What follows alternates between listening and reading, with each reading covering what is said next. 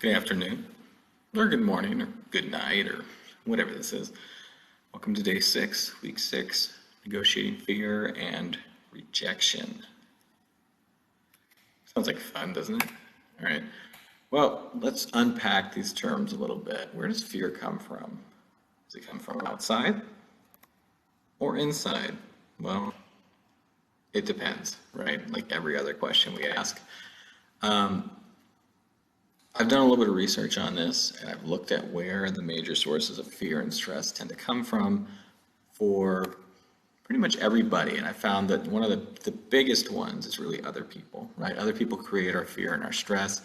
But the other sources are also familiar ones, right? Like sharks and clowns, right? These are the three big ones I feel like cause all of our fears. Now, when you face rejection, you end up in that state of fear, right? Rejection is sort of a more complex version of fear. It's fear that's tied up in the idea that I don't belong, or I don't fit in, or I'm not able to do this, or I can't accomplish the thing that I have to, right? And when we face some kind of fear, or we feel rejection, we feel some kind of pushback, right? Whether it's from people or from sharks or clowns, that's a spot where our sort of physical self takes over, right? So we've talked about system 1 and system 2 an awful lot, but today we're also expanding that a little bit further, right? You've got your sort of automatic biological reactions, and then you've got your more complex higher thinking. And when you feel like you're afraid, when you're suddenly hit with something that is scary, or you are rejected, or something attacks you in some way, right? Whether it's physically or emotionally or psychologically or elsewhere, you end up in that fear zone, right? And that's where your body starts to take over. And that usually shows up in stress reactions. And that is not necessarily a bad thing, as we're going to talk about today. It's really easy to associate stress with being something negative, something that brings you down, something that affects your quality of life, something that maybe even shortens your life. But research has shown that it's a little bit more complicated than that. So that's what we're going to be talking about today, is how you deal with the stress of looking for a job, negotiating, changes, unknown futures, family issues, work, life, balance, all that kind of stuff, right? That there are good ways to navigate all that stress. And I know you've talked about stress before, right? Like, stress is not a new topic for you, but I would wager that most of you don't deal with stress in an ideal way, right? I feel like admittedly you'd say that you don't deal with stress ideally, because I don't, and I'm an old man in a dry season. Very dry, so I'm all sweaty today. It's too hot. What happens when I face rejection? Well, what happens is you get a response from your sympathetic system, right? And what does that mean? Well, we're going to talk about that. But physically, here's what happens. Your eyes dilate, right? So remember, we talked about that all the way back in week 2. Talked about how when your system 2 kicks in, your eyes also dilate, right? When you have to focus on something, you have to think about it, you have to work hard on something. You get that physical response. And it also happens when you're suddenly feeling like you're in danger, or you're afraid, or there's rejection. Eyes dilate, heart rate increases, lungs dilate, right, to get more air. Sweating intensifies, okay? And that's because your body is getting ready to run. It's basically saying like, oh, all hands on deck, forget whatever math we were doing right now. We might need to just take off. What kinds of challenges are sympathetic nervous systems built to handle? Have you gotten an update to your sympathetic nervous system recently? No, the firmware has not been updated in a long time, right? Because back when we were fighting with tigers, it was important to have this really strong reaction to fear, right? Because if you're not afraid and you see a tiger, then you should probably be on a Netflix documentary, right? But you'll also probably be dead soon, so they might not have time to make the actual documentary. Instead, you're supposed to be able to react and say, oh, there's a tiger, I'm exiting, right? Leaving the scene. We're good with that stuff. We're good with stresses that are temporary. We're good with fear that comes from a very specific source and can be escaped, right? Like, that's an adaptive reaction. Like, ourselves don't get to grow up and have a good life if we're not good at running away from danger, right? But then, when you're away, stress level goes back down. The problem is when you're on the job, or even just in life these days, right? Your stressors look so different. Like, there are no more tigers roaming around trying to kill you. At least, for most of us, that's true. But I have a job I have to go to every day, right? And if that job is stressing me out every single day, and if I'm afraid of losing it, and if I'm afraid of being rejected from it, right, or not getting a job offer, or whatever it is, like that's a constant source of stress. My body is constantly going through this intense sympathetic response process, and it's never getting to relieve that anxiety. Well, you can see that that kind of breaks you down over time. So sympathetic response is also what we call the fight or flight response. And what it does is it inhibits impulse control, which means you can't say no to what you feel at those times, right? And that's important because your body says, hey, tiger, we gotta go. And if your brain says, hang on, maybe I can make a zoo, a private zoo with this tiger and make a lot of money for some reason and feed it like 1 million pounds of meat a day, right? If you have to stop and think about that, tiger's already eaten you. So your fight or flight response says, don't think, just go, right? Your amygdala, it's your fear learning center of your brain, fires a warning shot. It's like, get out of here, tiger, go, right? And you remember things very well if they're tied to fear. It's really hard to forget things that you're afraid of. And that's, again, it's adaptive. It's important because without that, you probably wouldn't have lasted this long. Your prefrontal cortex, which is where you do your higher thinking, is also affected by this response, right? So again, it sort of turns off whatever it is that you're focused on and puts your focus directly on whatever's the cause of fear. And so you can't make some sort of rational long-term future self decision here. Instead, you're stuck just reacting, okay? Trying to get away rather than sitting there and contemplating things, which again, you can see this is really important because if you can't protect your body, then your mind's not going to be doing a lot of thinking in the future anyway, right? So the primary thing is taking care of yourself, and that's why your body has this overriding fight or flight response if things start to look kind of bad. It's like, stop thinking, just go. The problem is so many things can trigger this system that were probably not planned for when this system was getting put together, right? So what is stress? Like, what makes up stress? Why is it a problem for this? Why does it trigger all these responses? Well, again, I expect you to be familiar with stress, but it's something that we constantly live with, and it's something that we have to struggle with. It's this behavioral, psychological, and physical response to events that exceed our ability to deal with them in a healthy way, right? So that kind of definition tells you it's relative. Like, stress for one person is not the same as stress for somebody else. Like, somebody who loves their job could like work right on through the year and take no vacation and not feel stressed if they feel like they are, comfortable getting their work done, they enjoy it, they, have a sense of flow from doing it, most likely. There are no conflicts there that are not solvable, like stress is manageable.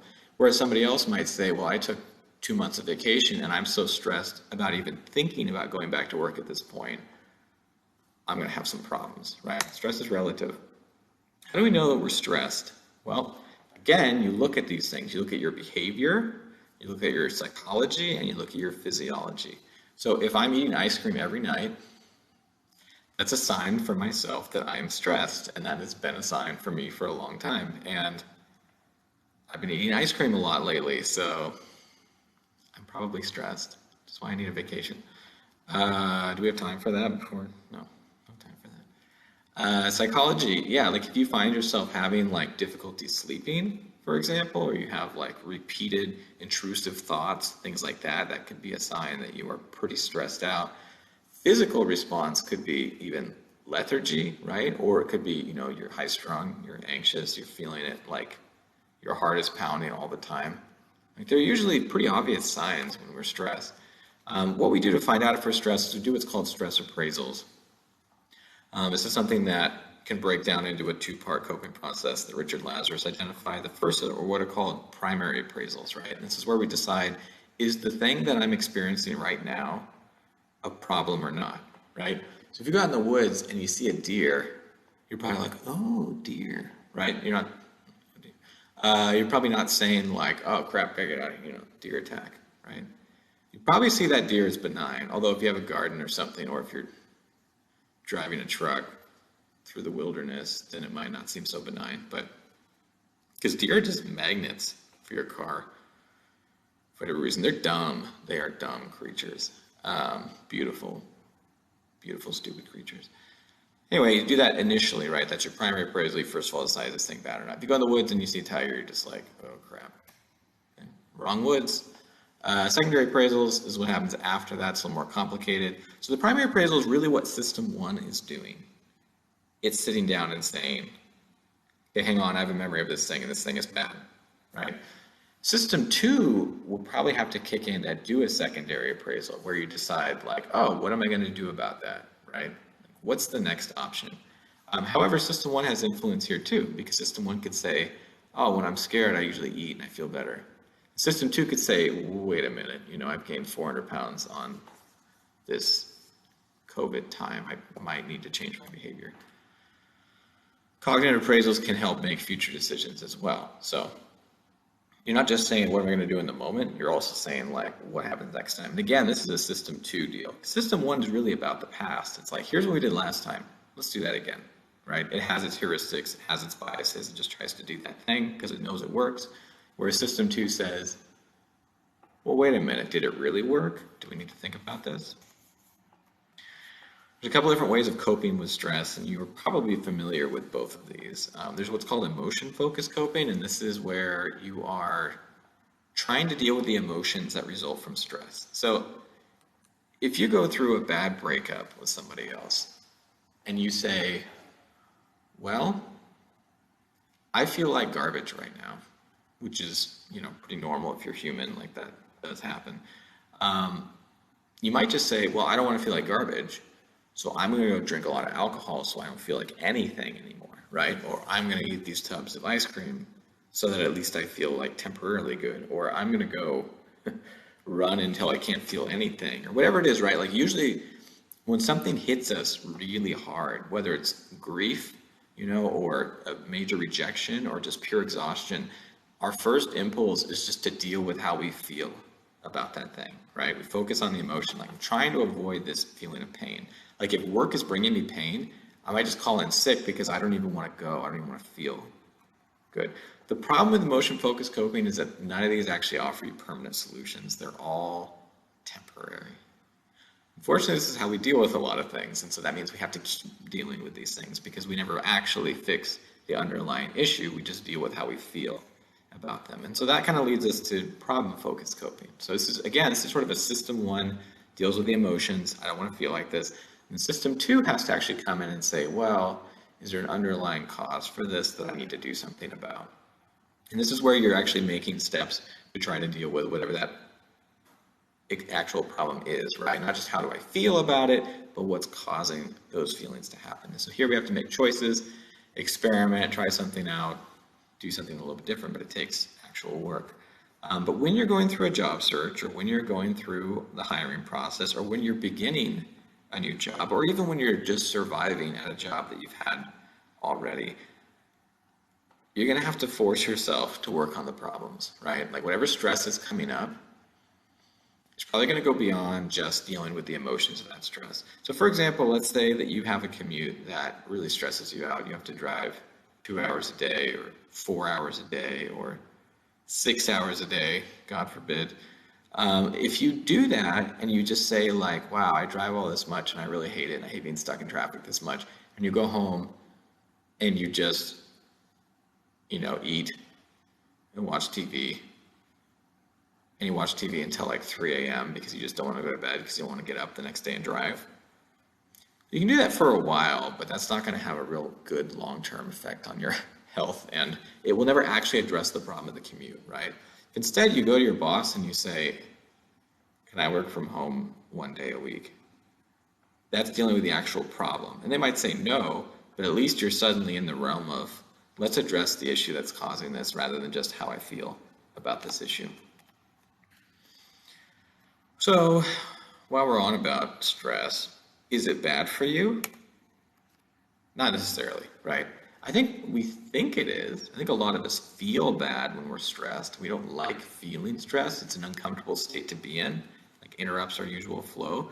But, like many other things, it depends on how you look at it. Some stress is actually not bad. And that's what's called eustress, right? So stress of positive things. Like winning an award publicly is stressful, and it's a good thing, right? Or being, praised for something you did at work, or you know, running a marathon for the first time. All these things are stressful, but they're really positive stresses, and they can help you in the long term, but also sort of in the short term as well.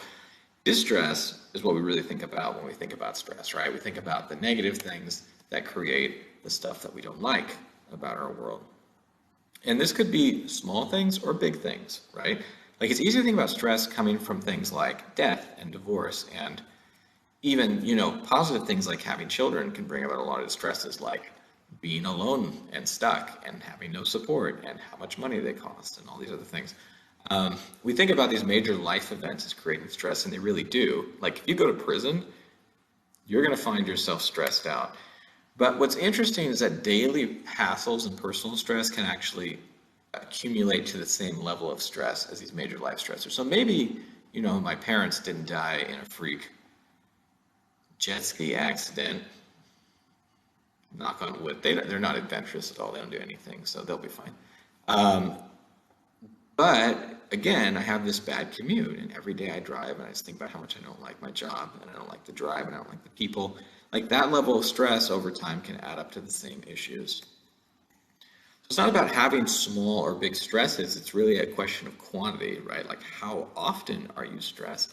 And the reason why we ask these questions is because stress, again, has this physical center to it. It has this physical basis, what's called the hypothalamic pituitary adrenal axis.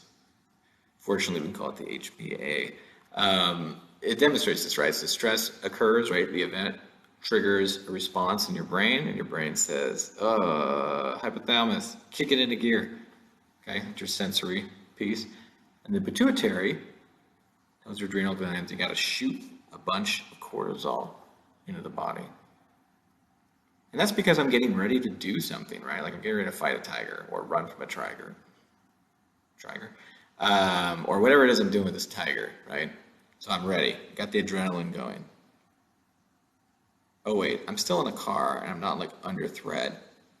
I'm just yelling at other drivers who can't hear me, but I've still got the same adrenaline going on, right? So Hans Selye wrote about the general adaptation syndrome, and it breaks down into 3 stages. You can sort of see on this graph here, although it might be a little difficult to see. Stage 1 is where stress level is rising, right? You go from your normal unstressed or relatively unstressed mode, depending on who you are, into what's called the reaction phase or the alarm phase, where suddenly you're shooting this cortisol into yourself, right? Saying like, oh, tiger. And then you've got what's called the resistance or coping phase, which is kind of a plateau. Things even out a little bit. It's like you reach your maximum level of stress and then you hold that. And then finally you get to what's called the exhaustion phase, where you return back to normal, back to homeostasis, ideally. What happens if you never get back to homeostasis, right? What if you just get exhausted and then you just stress again on something else and then something else and something else? Like, how do you get out of that loop? And that's the problem, is some people do not. And so the difference between acute and chronic stress is that acute stress is not going to kill you, right? Tiger might kill you, but the stress of running from the tiger will end when you get away from the tiger. Or it will end if the tiger gets you, for different reasons. But chronic stress never ends, right? You're constantly in this resistance phase, and your body does not have the resources to maintain that level of alertness. And so you just go up and crash and go up and crash, go up and crash, and your body says, I hate myself. Chronic stress is associated with bad health outcomes. Okay? You're not going to live a healthy life if you are chronically stressed. Like, that's science. If you're the kind of person that gets like 2 hours of sleep a night and just like, runs through their day on everything, like, you're not going to live forever. Okay? Might be time to change a few things. And part of what you have to think about changing is your attitude, right? Because this contributes to stress. How I respond and how I act and how I interpret the stresses around me are what really have an impact on me. Because they've done studies, they've looked at people with stress, and they looked at people with underlying health conditions like heart disease and all that who are stressed. And they found that the people who have these conditions and are stressed and think that stress is bad, and they think that stress is going to shorten their lifespans, do die sooner. And the people that don't believe stress is bad, they see stress as like an opportunity or a challenge or something they want to engage with or something that they like to experience, they live longer. They do not die from those underlying conditions. And that's crazy if you think about it, right? That your attitude towards this thing could change your specific health outcome, right?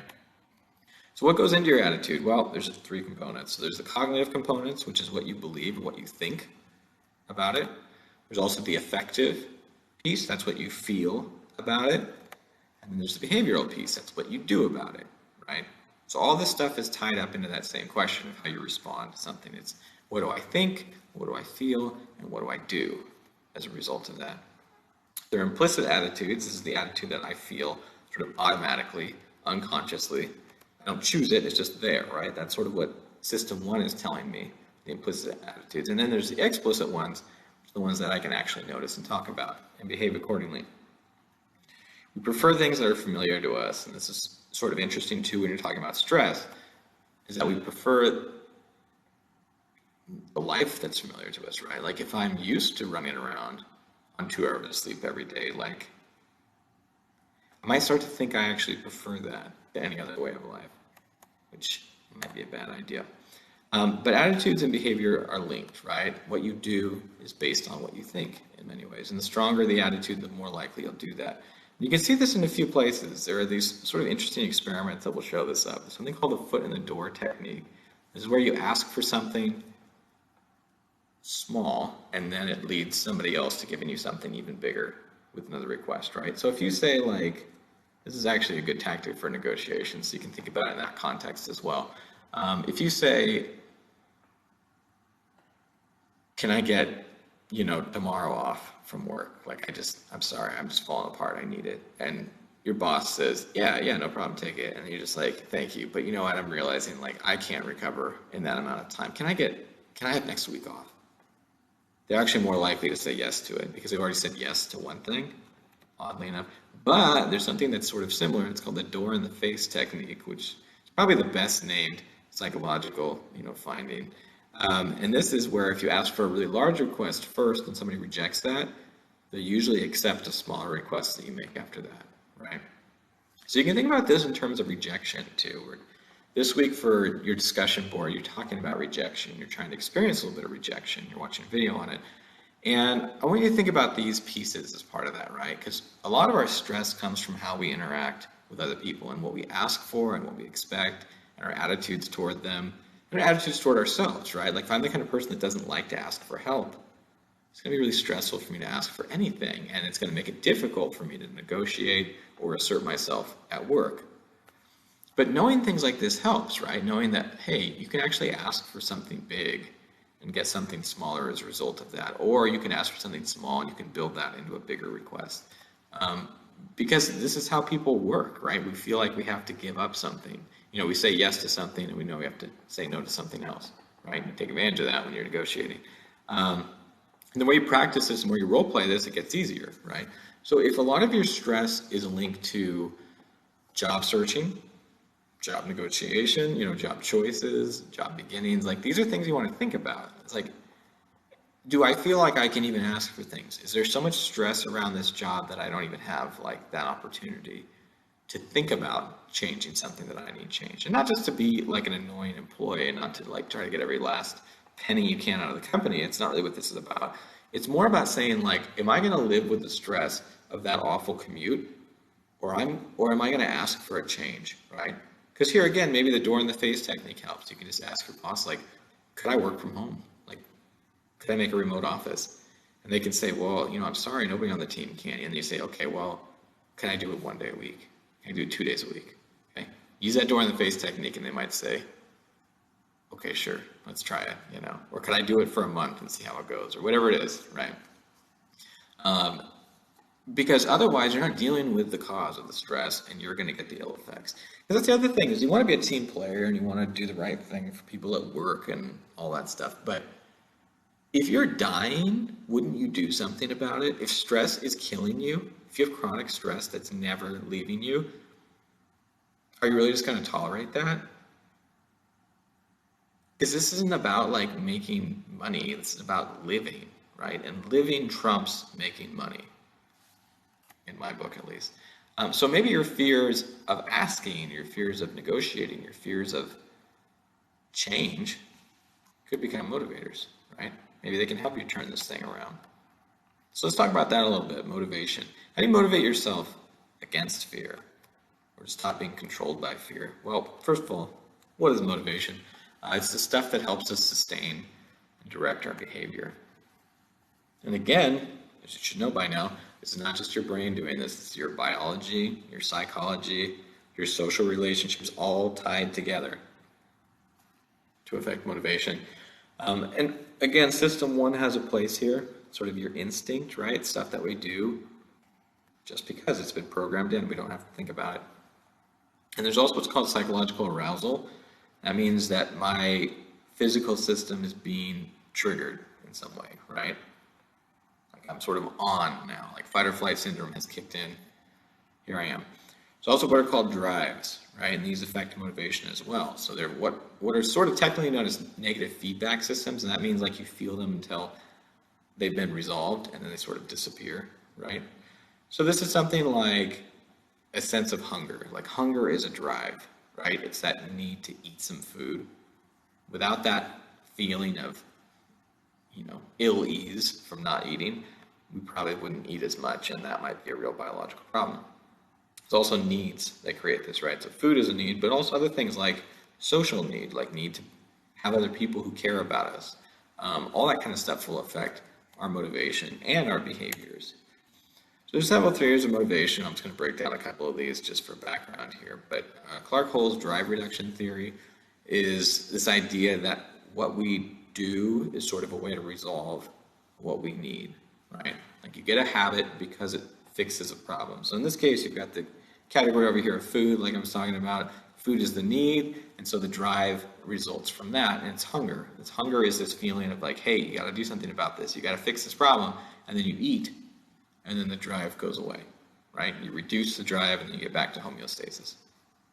Sort of similar to incentive theory, which basically just says we're motivated by what we get for what we do. So you can see that, like we eat because food is the reward for eating. But it's like a slightly different side of that same thing, right? And this is more or less true, like we work for money or grades or whatever it is that is the incentive. Is a huge piece of motivation. This gets tricky though, because there are other motivations that are not quite as quantifiable. Like what I want to become in the future is a lot harder to quantify than just I need to make money, right? There's also cognitive theories of motivation, which is basically saying that we're trying to get to a certain kind of goal, right? And there's an element of that. I think goals do drive us. Like, yes, I want to accomplish this thing. But I think it's more than just your brain telling you this, right? I think there's more to it than that. There's also like Maslow's hierarchy need-based theories, right? It says we need to get to the top of the pyramid. That's why we do the things we do. There's the Yerkes-Dodson law, which basically says that stress and arousal and all that stuff are their own motivators, right? So our performance, how we do at any activity essentially improves with a certain amount of stress and then plummets after that, right? So if you're taking a test, you're going to get a little stressed, and a little stress is good because it will actually make you do better at the test. But if you get overwhelmed and anxious, frustrated by that test beyond your ability to sort of handle that, then your performance obviously goes down, right? It's like, again, stress is a motivator. Like you don't have to treat it as though it's this poisonous thing. It's coming into your life to wreck everything. It's a way to get yourself to do the things you might not have otherwise do. Like you can see stress as a drive, right? Something that needs to be settled so that you can move on. There's other motivators as well. There's intrinsic ones. That's when we do work for its own sake, right? I just love this thing. I love doing it. I love feeling like this. I'm going to get it done. And then there's the extrinsic stuff like money, right? Or love, or whatever it is we're trying to get paid with. What's interesting is there's research into how we sort of view these things, and we do view them differently internally. Mark Lepper, a psychologist who did some work on this, and he found out that if children were paid to do some activity, so for example, if you bring a bunch of kids into a lab and you say, oh, there's coloring crayons over here, and there's blocks over there, and there's string and some stuff, whatever it is, a lot of different things you can play with, string, chalk, I don't know. The kids will just do whatever they want, right? But if you bring them in later and you say, okay, I'll pay you $1, right? If you specifically color in this book over here. Kids are like, yeah, I'm going to make that money, right? So they do the thing. And then in the future, you come back and you say, oh, okay, well, we're not going to pay you anymore, but you can do anything you want here. The kids no longer do the coloring, right? Because they associate that with getting paid. So as soon as something becomes an extrinsic motivator, it's really hard to have that be sort of a motivator for its own sake. So this is my advice against working at your hobbies, right? Like, don't get a job that's going to destroy a hobby for you. Once you get money for something, it becomes like work, and we don't like to do work for fun, do we? So be careful about that. There's also, our long-term goals are related to this, right? Delayed gratification. Like, can you say no to something today to get something more later? That was Walter Michel's marshmallow eating research, where he had little kids. He gave them a marshmallow and said, if you can survive without eating this thing for 5 minutes or 10 minutes or whatever it was, then you'll get 2 marshmallows. And some kids do and some kids don't. There's a lot of reasons why they don't if they don't. But the kids who could do it are typically associated with having better life outcomes and were more successful in their lives later. And a lot of that probably has to do with the homes that they grew up in, because if you're a kid that has to fight to get any food or isn't sure that more food is ever going to come, you can see that being an issue in how far you go in your career, right?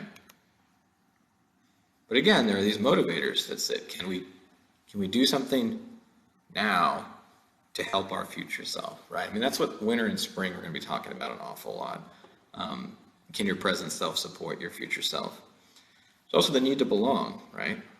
We do a lot of things because we need other people's approval. Things like eating are tied in with that too. We don't just eat because we're trying to reduce hunger. That's a piece of it, drive reduction, but that's not all of it. Like, I eat a lot of times when I'm not hungry. I know you do too. Substance addiction can be a similar thing. It's like there's a biological issue, but it can also deal with cultural beliefs. It's complicated, right? All this stuff is tying together your system with your world, right? It's not just your internal, it's also your environment. Affect how you get there. And there's this concept called the OK plateau that I find really interesting and appealing. It's this place where our motivation is sort of capped, right? It's like if we get to a point where we're constantly battling stress and we feel like we're not making any progress, we have kind of plateaued, right? We're not still going up at that point. And we become less and less likely to force the issue. We don't want to push ourselves out of our comfort zones by then. So the OK plateau is this sort of hypothetical concept of reaching a point where we've worked hard enough to be good enough at something that we don't have to work at it anymore. And then we completely quit working at that, right? So an example of that would be something like learning to drive a car. When you're learning to drive a car, you actually pay attention to it and you think about it and you're careful and you take a test and you get a license and then you say, all right, cool, I'm good to go, right? And maybe you learn a little more in there, but then there's probably this like 30-year gap or 40-year gap or something. And during that time, you probably don't work on your driving at all because you've reached a level that's good enough. And so your brain says, cool, we're not going to work on that anymore. We're going to save our resources for something else. And that's just going to be how we do it, right? It's like when I was learning to use computers when I was a kid, I was really into it. And I was like, oh, you can do all these things. There's all these options. And then I got to a point where it's like, okay, looks like I know enough. And my computer learning has really plateaued, right? We do this with everything. The OK plateau then represents a point where you've gotten good enough and the motivation to keep pushing has gone away. And it happens at all levels, right? How you think about it, what you connect it with, whether or not you can do it on your own, all that kind of stuff, right? So system 1 and system 2 can reach this plateauing effect where they're just done. For example, this happens in school. Like maybe you get B grades on papers, and so you're motivated to work on getting A's. But at some point you start getting A's, and then you realize, okay, I'll just do that amount of work forever, because apparently I have plateaued not only in my own, but as far as like grading goes, I've plateaued, right? Professors have let me plateau.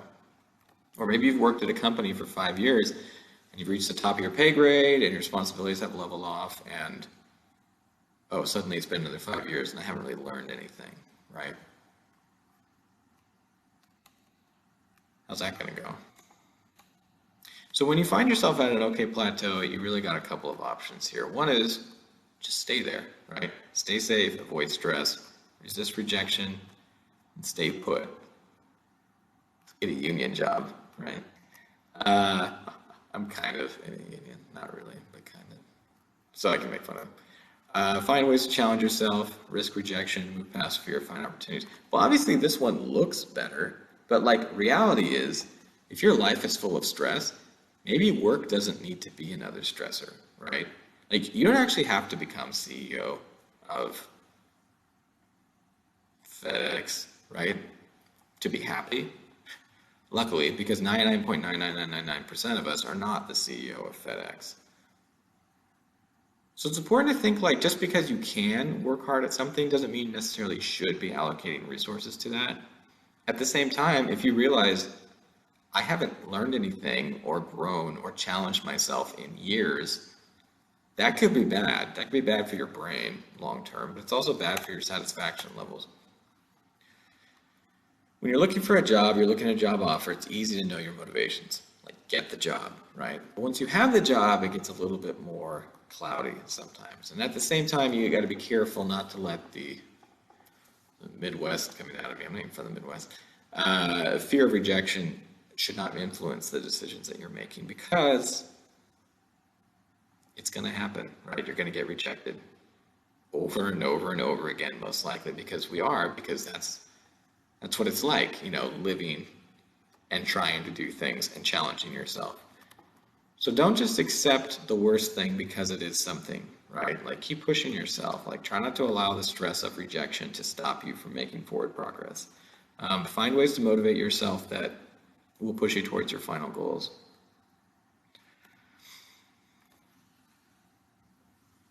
And one thing you can do about that is to actually physically support your brain in that process because your brain's going to make better decisions if you give it the opportunity to. So how do you do that? How do you have a brain that's running on willpower?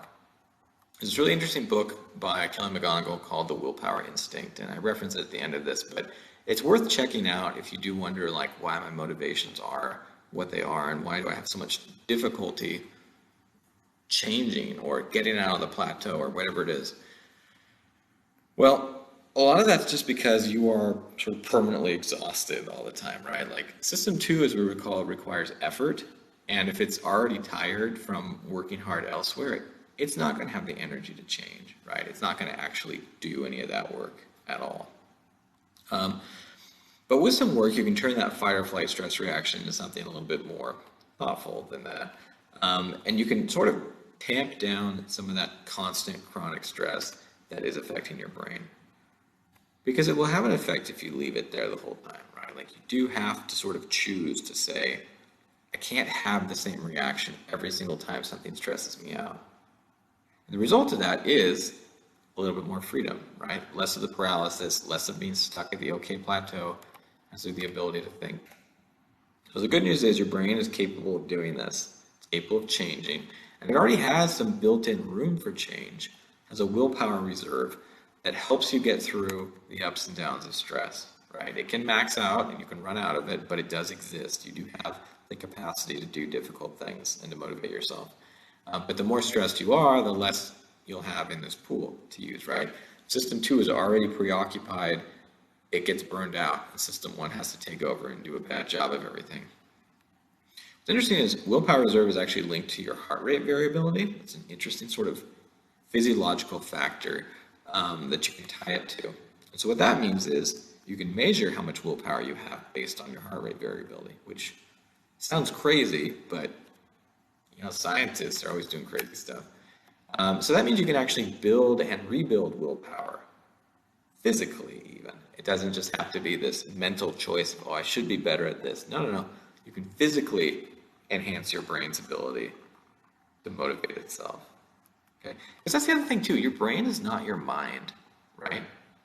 Your mind is the psychological abstract of your brain, but your brain is a physical thing in your head. And it has physical needs, right? It needs food and blood. It's like a vampire, right? And so you can physically influence it.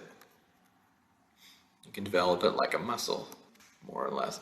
And you can improve it, it's fitness, muscular fitness, we're using that term, by eating good food, by breathing air. This should be basic, but it's not. Avoiding chronic stress and illness. Ding, ding, ding, ding, ding, right?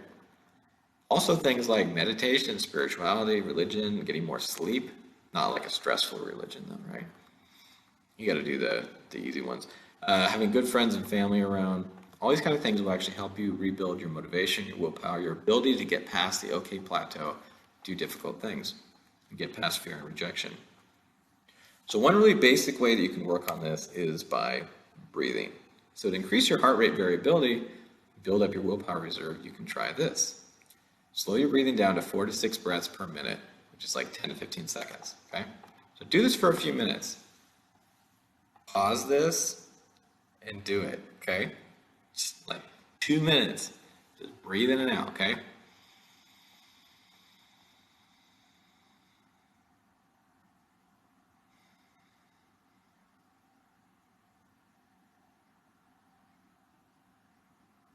Just doing that is making me so tired. Do like at least 2 minutes of that. It's good for you. All right.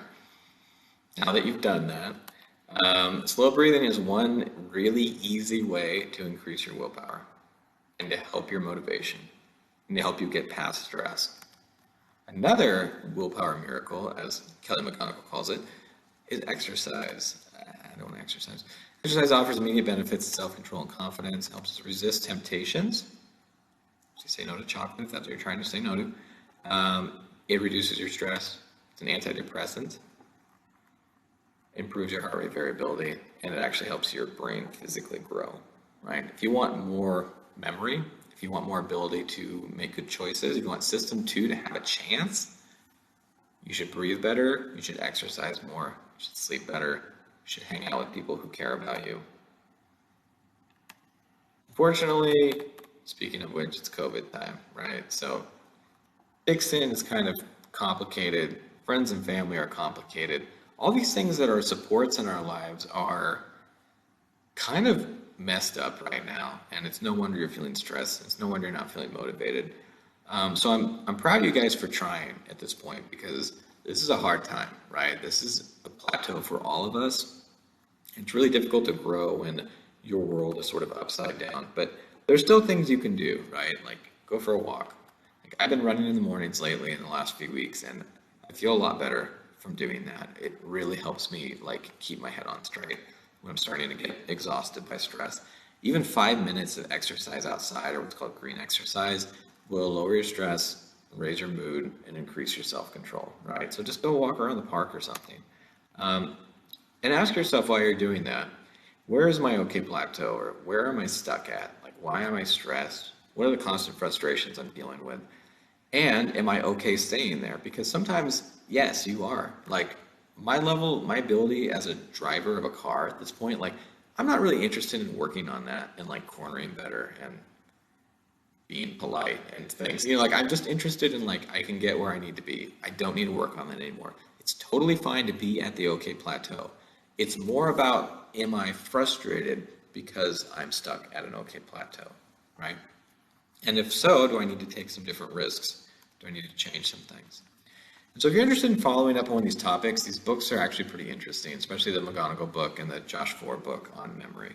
So check those out if you're interested. And this week, go out there and get rejected, and then work on how you appraise that rejection, how you respond to it, and how you build up your willpower to go do the same thing again. So take care of yourselves. Talk to you soon.